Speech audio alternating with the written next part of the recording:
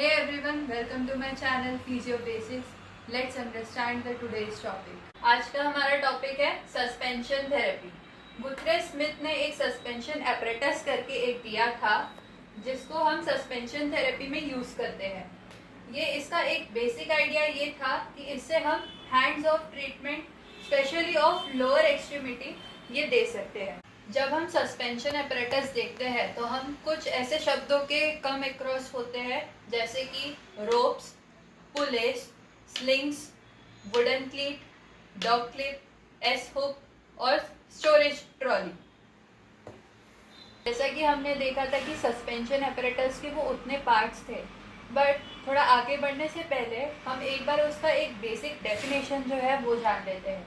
Suspension is a special technique of exercise therapy in which a part or all of the body is suspended in air by ropes and slings attached to a fixed points above to increase range of motion, to increase muscle power and support body part. ये तो हो गई basic definition. अब हम देख लेते हैं इसके प्रिंसिपल्स.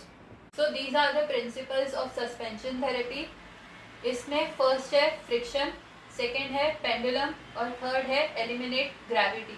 फ्रिक्शन में टू सपोर्ट बॉडी पार्ट, ठीक है, और पेंडुलम में ताकि movement to increase range of motion हो सके, है ना, और एलिमिनेट ग्रेविटी ताकि मूवमेंट इजियर हो सके, जो मूवमेंट है वो इजियर हो सके. तो ये इसके बेसिक प्रिंसिपल्स हो गए. ये काफ़ी सेल्फ एक्सप्लेनेटरी है और ये सस्पेंशन थेरेपी क्या होती है उसको भी बताते हैं. अब हम पढ़ते हैं आगे टाइप्स ऑफ सस्पेंशन, जो सबसे ज़्यादा इम्पोर्टेंट है और एग्जाम्स में भी पूछा जाता है. So let's learn that. So ये टाइप्स है सस्पेंशन के जिससे हम सस्पेंशन थेरेपी देते हैं. एक होता है एक्सियल सस्पेंशन, एक होता है पेंडुलर सस्पेंशन और एक होता है वर्टिकल सस्पेंशन. अब एक के बाद एक हम ये इसका एक कंसेप्ट देखते हैं. पहले हम एक बेसिक समझ लेते हैं इसका. ये एक तरीके का हो गया सस्पेंशन जो एस हुक से हमने उसको लगाया जैसे हमने पहले देखा था. अब ये जो है ये पॉइंट हो गए जॉइंट एक्सिस, ठीक है, और ये हो गया आर्क. ये आर्क में पेशेंट का जो लिम्ब है जो हमने सस्पेंड किया है वो मूव होगा. अब ये जो देखो ये जॉइंट एक्सिस है, अब ठीक इसके ऊपर जो है सस्पेंड किया हुआ है वो लिम्ब को, तो इसको बोलते हैं एक्सियल सस्पेंशन, ठीक है.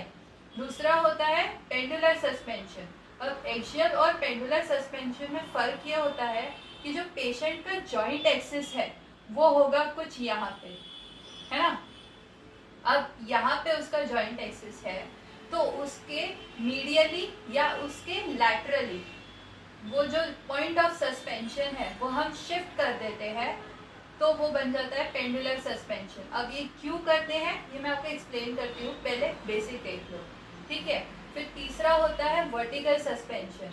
अब इसमें है ना जो पॉइंट ऑफ सस्पेंशन है वो होता है centre of gravity of whatever the limb is moving, उसका सेंटर ऑफ ग्रेविटी जो होता है वो हम सस्पेंड करते हैं. अब हम एक एग्जांपल ले लेते हैं.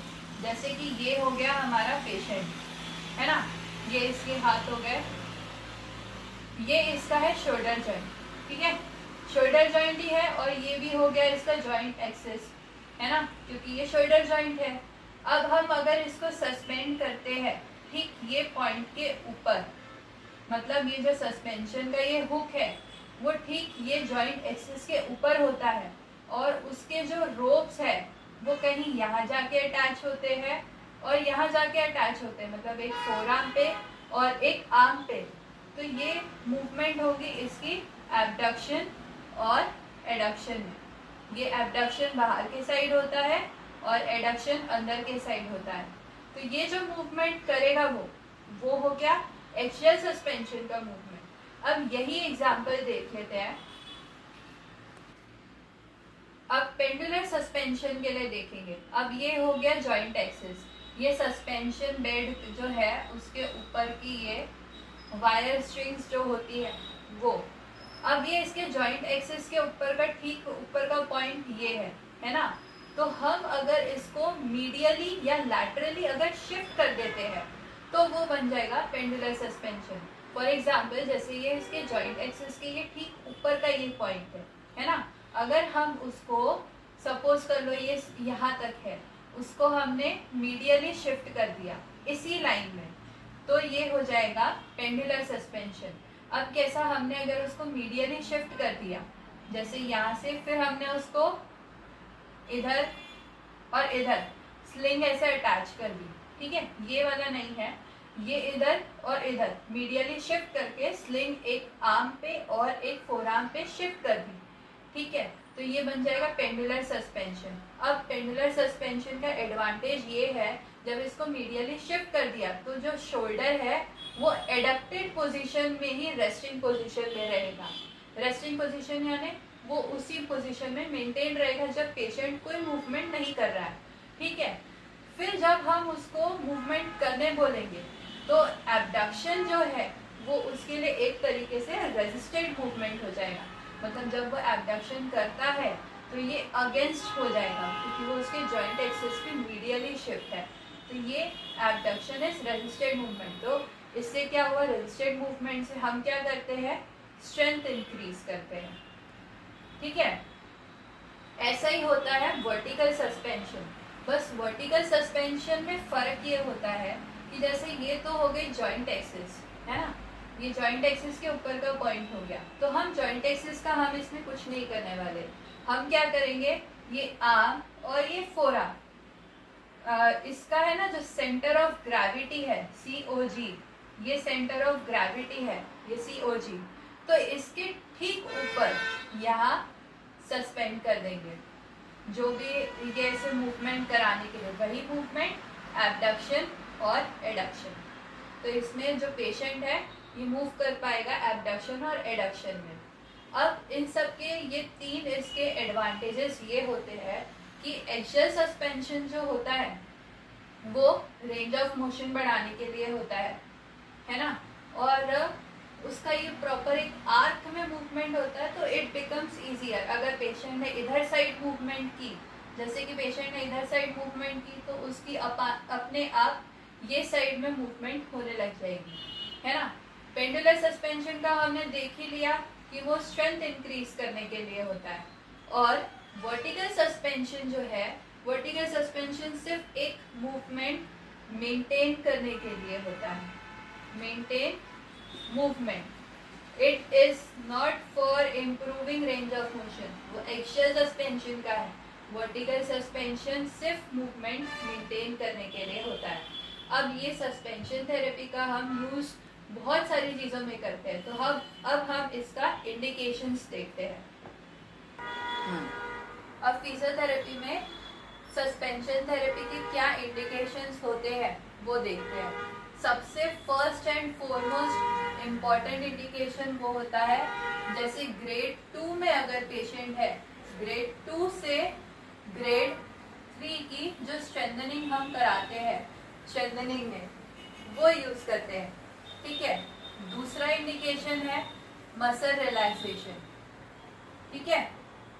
और तीसरा इंडिकेशन जो हम देख चुके हैं, रेंज ऑफ मोशन बढ़ाना। पेंडुलर सस्पेंशन के थ्रू हम जो स्ट्रेंथ इम्प्रूव करते हैं वो है ना। और हमने एक बेसिक आइडिया तो देखा ही था कि जो लोअर लिम्ब है, अगर हैवी लिम्ब होता है तो हम उसकी ट्रीटमेंट के लिए, हैंड्स ऑफ ट्रीटमेंट के लिए उसको यूज कर सकते हैं। चलो अब हम देखते हैं कॉन्ट्राइंडिकेशंस। कॉन्ट्राइंडिकेशंस में जैसे कि अगर पेशेंट को फ्रैक्चर है, this is a symbol of fracture we use in physiotherapy and in medical, ठीक है।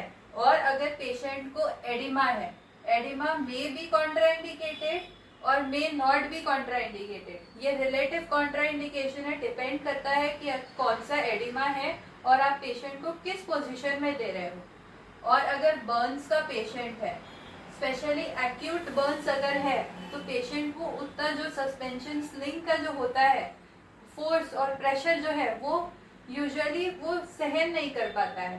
तो बर्न, स्पेशली एक्यूट बर्न जो है वो कॉन्ट्राइंडिकेटेड होता है। उसके बाद अगर पेशेंट को कुछ ट्रॉमा हुआ है, ऑल्सो एक्यूट ट्रॉमा, जैसे हमने बर्न्स में देखे थे वैसे ही ट्रॉमा भी, अगर एक्यूट ट्रॉमा है उसको तो हम उस पर नहीं देंगे। और अगर पेशेंट को हाइपर मोबिलिटी है, ये तो मोस्ट इम्पॉर्टेंट कॉन्ट्राइंडिकेशन है। अगर पेशेंट को हाइपर मोबिलिटी है तो हम नहीं देंगे सस्पेंशन। क्यों? क्योंकि suspension already range of motion increase करने के लिए होता है, और अगर पेशेंट को हाइपर मोबिलिटी है तो हम नहीं दे सकते। और एक होता है अगर इंस्टेबिलिटी है। इंस्टेबिलिटी हम कैसे केसेस में देख सकते हैं, जैसे कि नी की इंस्टेबिलिटी है, हिप की इंस्टेबिलिटी है, डिसलोकेशन सबलक्सेशन के केसेस भी आते हैं, और रिकरेंट डिसलोकेशन इंस्टेबिलिटी पेशेंट हमें कंप्लेन करता है, तो उस केस में भी हम सस्पेंशन थेरेपी नहीं देंगे। सो ये था सस्पेंशन थेरेपी के बारे में एक बेसिक आइडिया, उसके बेसिक इम्पॉर्टेंट कंसेप्ट जो हमें यूजुअली फर्स्ट या सेकेंड ईयर में सिखाए जाते हैं और हम इसको क्लिनिकली अप्लाई करते हैं। Hey guys, do like, share with your friends and subscribe my channel. Thanks for watching.